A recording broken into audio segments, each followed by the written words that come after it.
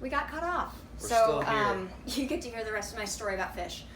Basically, the We're concert social distancing from everybody. from you. We were talking about Phish.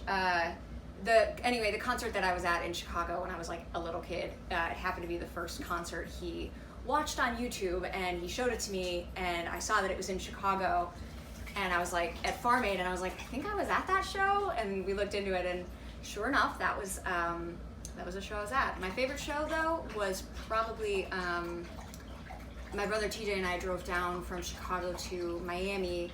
When we were in high school, we like took my mom's old minivan. Our dog's drinking water, by the way, if you can hear that. All right. Hey, Stella. Knock it off. Stella. Anyway, we drove down, my brother and I, kind of on a whim, drove down to Miami in like 2003, 2004, and we saw Phish play a New Year's Eve show. And they played Auld Lang Syne and 2001: A Space Odyssey. And then we drove back, and it was a lot of fun. And I don't know if that's like a universal high school experience, but it was fun for me. Every teen's first road trip to see Phish. In their mom's Plymouth Grand Voyager. Yep. All right, let's see. I've never been to a show. But we're hoping. We're hoping to get to summer. one this summer. My favorite one to listen to right now is probably their 94 show in Chicago. I think they played at UIC. And my favorite song is Punch You in the Eye, but that changes a lot. All right, let's see. What is your favorite book about baseball from Sam Scher? It's Sam at Sam Scherer 99. I really liked The Grind. I'm biased. That's about the 2015 Nationals season, which we weren't there for that, but who's that by? Is that Barry? That's Barry's book. How do you say his last name? Sperluga. Sperluga. Aaron likes to keep me on Barry's good side by promoting his book so that he keeps saying nice things about me in the Washington Post. I also get a 10% cut on every sale I make for him. Yeah. Buzzsaw is also very good. Another Washington Post writer. I know, it's typical Washington media bias. Jesse Doherty, fantastic writer for the Washington Post. And I haven't finished it yet. I think I have one quote in there, and I think my quote is, "What the fuck is going on in there?" I think we're fine. This is a family show. I hope not.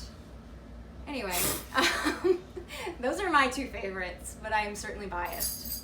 I haven't read very many baseball books. You read when you were little, you read like... I read like The Kid Who Only Hit Homers by Matt Christopher. Does that count? It does now. All right, I'm gonna... I call this my Florida juice. It is Crystal Light in an oversized... You're a Florida woman now. Would you call it a cup, a mug? You're a Florida woman. A jug? I'm Florida woman now. Can address me as such. All right, which Jason Isbell song was your first dance? Actually, our first dance was a Sturgill Simpson song. Which one was it? The Promise, which is remember. actually a cover, but we liked his version so much, so we went with that. It is a very good version, and I think it's on Meta Modern Sounds Yes. album, which is a great album. But the Jason Isbell song is the one that we like walked down the aisle away, like after we got married, Right. and that was Flagship, which is a great song. I wanted to use We Were Vampires, but we weren't sure how many people would... It might have been a little goth. Too goth. But it's a beautiful song. Even for me. It's one of my favorite songs by him. It is a great song. It's not totally, like, completely about vampires, but there's, like, a little vampire content in there. Big vampire energy. All right. All right, let's see.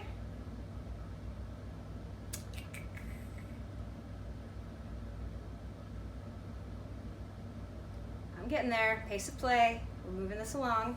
Pace of play. I'm sorry. Three question minimum rule. All right. Steven Schambach at the Sham42 wants to know, what is your go-to hangover cure? Which is a tough question to answer because we don't actually drink alcohol. But we don't drink anything. I don't even drink. It's Florida juice or nothing.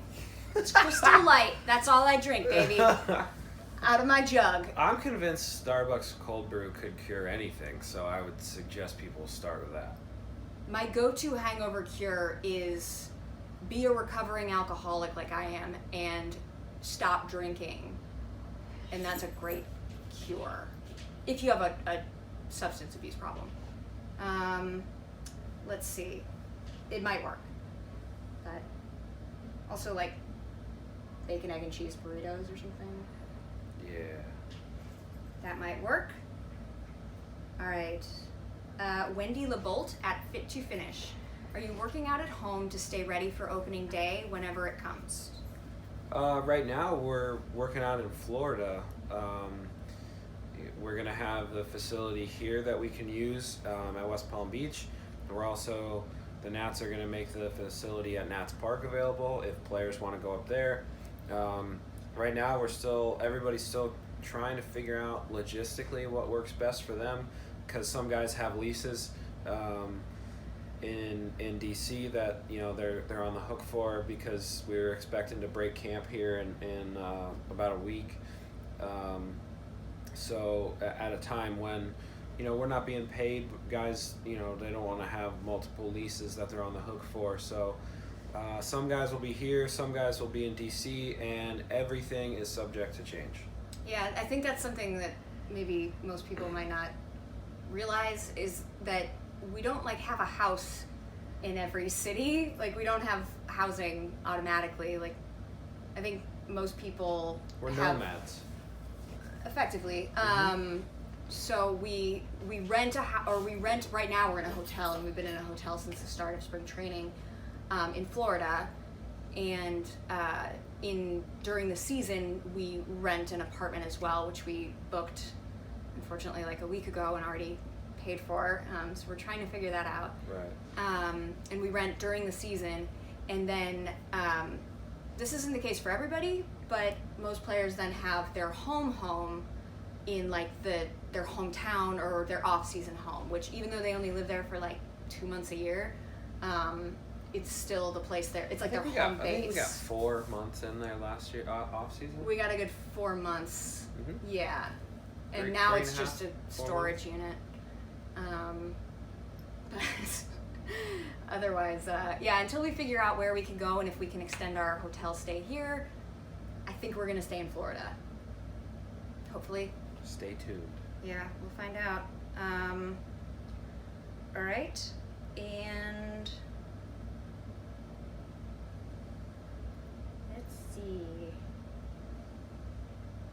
Sean, okay, this is from Zach at Zach Left. What are your thoughts on the 3-batter minimum rule?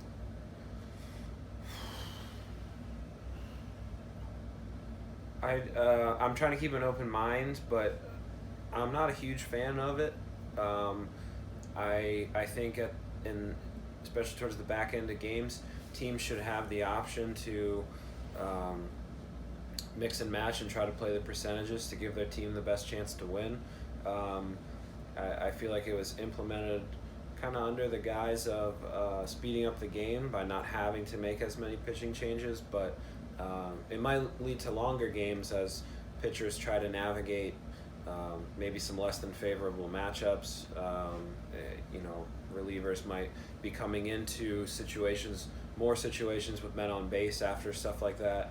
I'm interested to see how the strategy plays out, the way that managers and teams are going to try to use the guys in their bullpen to navigate it. It is something that every team is going to try to, have to make adjustments and get used to, but I think it kind of eliminates the lefty specialist role a little bit. I mean, that's his insurance plan. There were a lot of guys. There's a lot of guys whose baseball's become really specialized, and especially as we've gotten so much more technology and information in our advanced scouting reports and stuff like that. But lefty specialists and matchup guys, they're gonna. It might be tough for some of them to stick around. It's going to impact them quite a bit. So I really don't know. I'm not a huge fan of it, but if they do implement a universal DH, I suppose that would be creating more jobs or another job opportunity. I mean, I know that you would lose lefty specialists. It's not like they can replace that. It's not a 1-to-1, but you know, my hope is, and I know this might be controversial, I hope that there is a universal DH.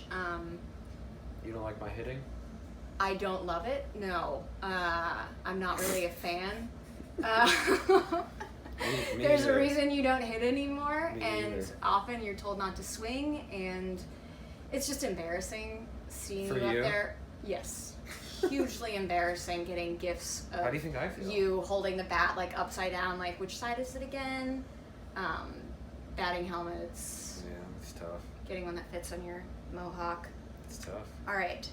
Abi Dhabi asks top streaming picks. I can answer this right off the bat.